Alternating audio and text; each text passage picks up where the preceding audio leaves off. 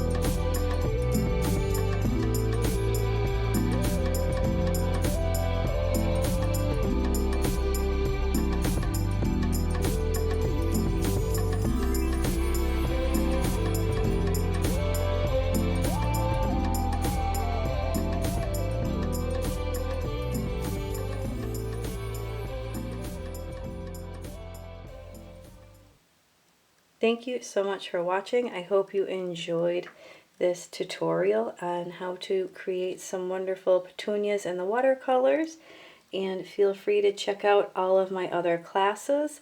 I have over 30 different classes to choose from.